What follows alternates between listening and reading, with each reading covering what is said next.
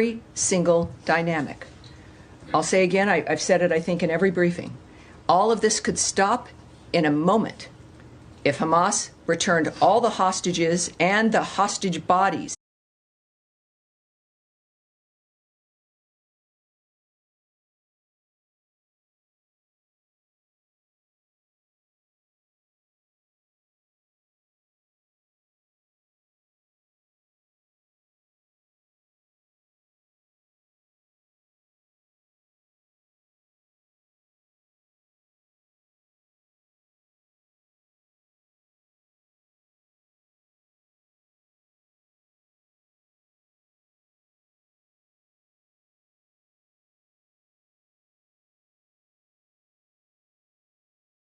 They are still holding, and put down its weapons.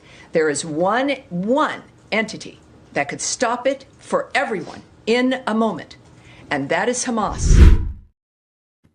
One entity that could stop it in a moment, and that's Donald Trump. I know you have praised his impulses toward peace. They are certainly not apparent there. What's apparent there is no matter who you vote for, you get John McCain. And that's what we have in Gaza. Well, I think it's even more than that now. Tammy Bruce has done an excellent job.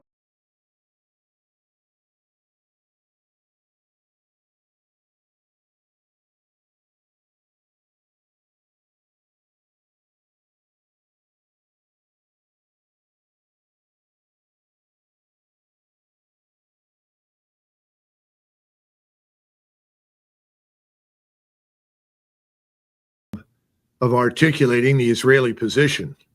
We used to try to be more even-handed. If you go back a few years ago, there's no effort at that at all, no attempt whatsoever. We have wholeheartedly adopted the Netanyahu narrative for everything. That's why I said earlier, he's ultimately in charge. He's determining everything, and his agents inside the government and the White House are determining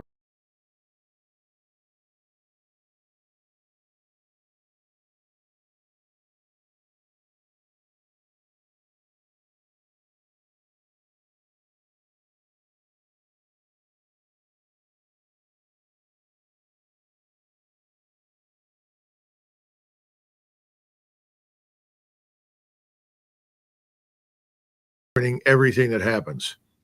So, quite frankly, you're no longer listening to a truly independent American government. This is very much an Israel first administration.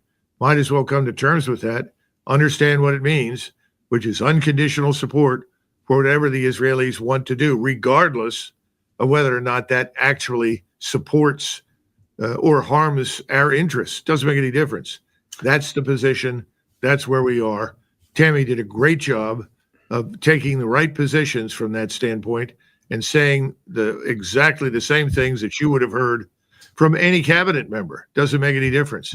Everyone in this administration is singing the same tune. I guess I know the answer to this question. Can Trump say no to Netanyahu? Maybe that's the wrong question, because Netanyahu, you say, is calling the tunes. If Netanyahu wants the American Air Force to bomb Tehran, will they do it? Yes.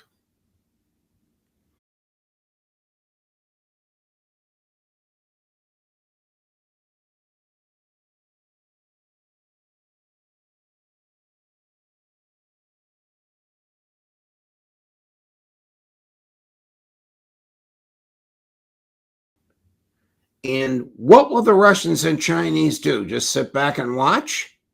No. There are a couple of things that hurt us. First of all, is what I would call national amnesia. We don't remember the past in the United States, Judge. In fact, one of the reasons we don't remember the past is because at the time things happened, whether it was the intervention in Iraq, intervention in Afghanistan, intervention in Libya, intervention subsequently in Syria, most Americans paid no attention.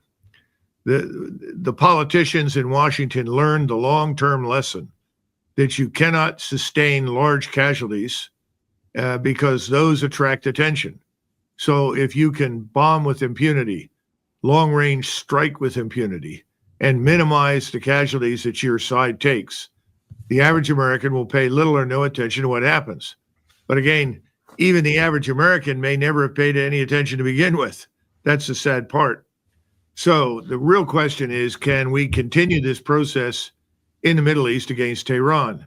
If Tehran continues to resist any negotiated settlement, and it's very difficult to imagine how they could sign up for what President Trump asked, because his ultimatum was actually more strident and left far less room for negotiation than the ultimatum presented by the Emperor of Austria to Serbia in 1914.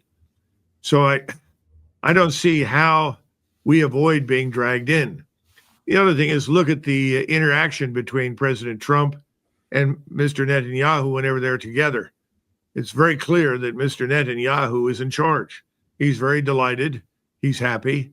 And there are key people in all of the positions, deputies or primaries, all of whom are signed on for what Mr. Netanyahu wants.